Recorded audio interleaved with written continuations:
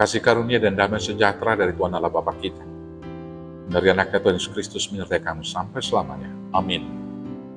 Selamat pagi saudaraku, selamat memuliakan Tuhan dengan semua aktivitas yang baik. Dipandu firman Tuhan dari Lukas 15 ayat 18, demikianlah firman Tuhan.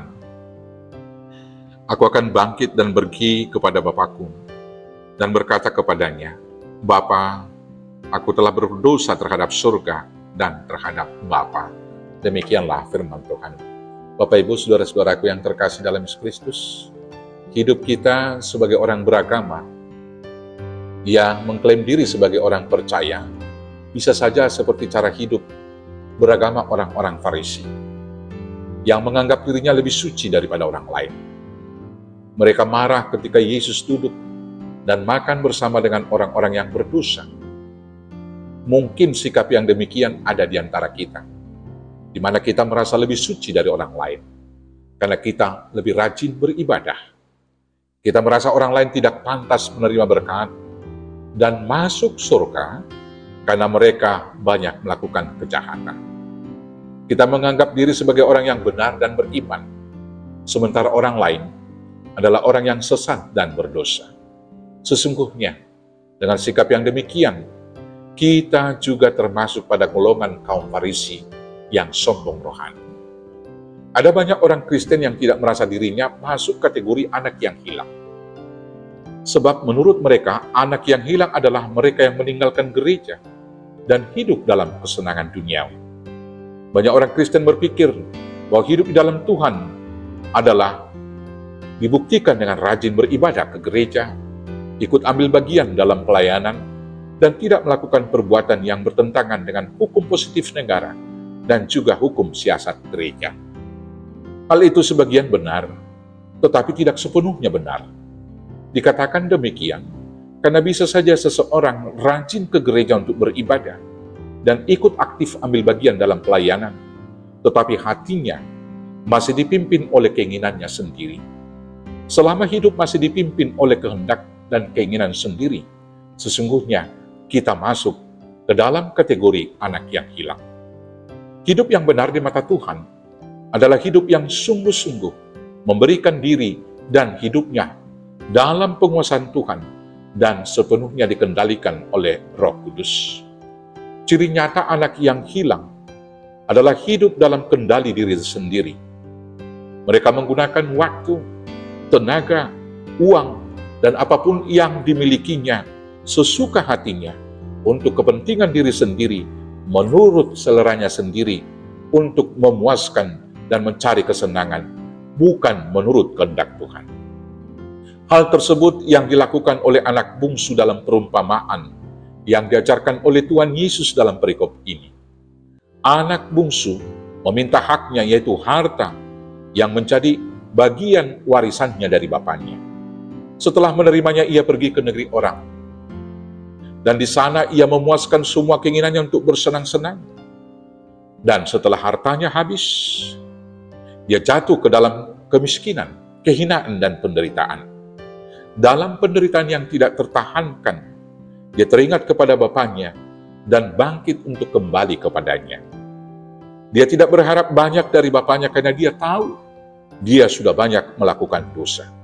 Dia hanya berharap diterima tinggal di rumah bapaknya, walau harus menjadi orang upahan atau hampa. Dengan tekad yang kuat dia berkata, aku akan bangkit dan pergi kepada Bapakku, dan berkata kepadanya, Bapa, aku telah berdosa terhadap surga dan terhadap Bapa. Aku tidak layak lagi disebutkan anak Bapa. Jadikanlah aku sebagai salah seorang upahan Bapa. Bapaknya menyambut dia dengan sukacita. Dia diberikan pakaian yang terbaik dan mengenakan cincin di jarinya. Dan kemudian mengadakan pesta sukacita. Dan untuk menyambut anak bungsunya, dia menyembelih seekor lembu yang tambun. Melihat hal tersebut, anak sulung yang selama ini tinggal bersama-sama dengan bapaknya dan rajin membantu bapaknya untuk mengembangkan usaha mereka, menjadi marah dan berkata, telah bertahun-tahun aku melayani Bapa, dan belum pernah aku melanggar perintah Bapa. Tetapi kepadaku belum pernah Bapa memberikan seekor anak kambing pun.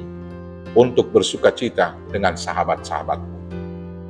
Tetapi baru saja datang anak bapa yang telah memboroskan harta kekayaan bapa bersama-sama dengan pelacur-pelacur. Maka bapa menyembelih anak lembu tambun untuk dia. Bapaknya menjawab anak sulung tersebut dengan berkata, "Anakku, engkau selalu bersama-sama dengan aku, dan segala kepunyaanku adalah kepunyaan.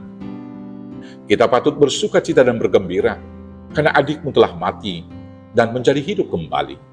Ia telah hilang dan didapat kembali."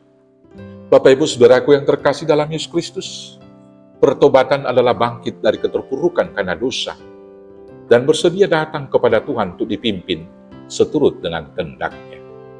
Tekad anak bungsu untuk bangkit dan kembali kepada bapaknya, dan kesediaannya untuk tidak menggunakan haknya sebagai anak, dan rela diperlakukan sebagai hamba oleh bapaknya, adalah bukti pertobatannya yang sungguh-sungguh. Karena itu, apabila engkau jatuh ke dalam dosa, bangkitlah dan kembalilah kepada Tuhan. Jangan pergi kepada sahabat-sahabatmu di dunia ini. Tangan Tuhan selalu terbuka untuk menerima orang yang bertobat. Tuhan berfirman di dalam Yehezkiel 33 ayat 11 demikian, "Demi aku yang hidup, demikianlah firman Tuhan Allah, aku tidak berkenan kepada kematian orang fasik, melainkan aku berkenan kepada pertobatan orang fasik itu dari kelakuannya supaya ia hidup." Kita juga harus bertobat dari sifat yang merasa lebih baik dan lebih suci dari orang lain. Jangan sekalipun kita merasa lebih berhak menerima berkat Tuhan daripada orang lain. Sifat yang demikian adalah kesombongan rohani. Karena itu, bangkitlah, datanglah kembali kepada Tuhan, dan bertobatlah.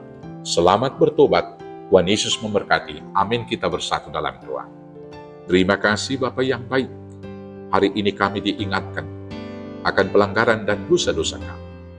Kiranya dosa-dosa kami itu boleh kami tinggalkan dengan tekad kami datang menjadi hamba Tuhan. Dan Tuhan memimpin kami dengan Roh Kudus agar kami tidak sombong rohani, sehingga kami marah ketika melihat orang fasik juga diterima Tuhan dalam kerajaan. Terima kasih Bapa, kuduskan dan mampukan kami melakukannya. Hanya dengan pertolongan Yesus Kristus Tuhan Juru Selamat kami yang hidup. Amin. Selamat bertobat, selamat beraktivitas. Tuhan Yesus memberkati. Horas, horas, horas.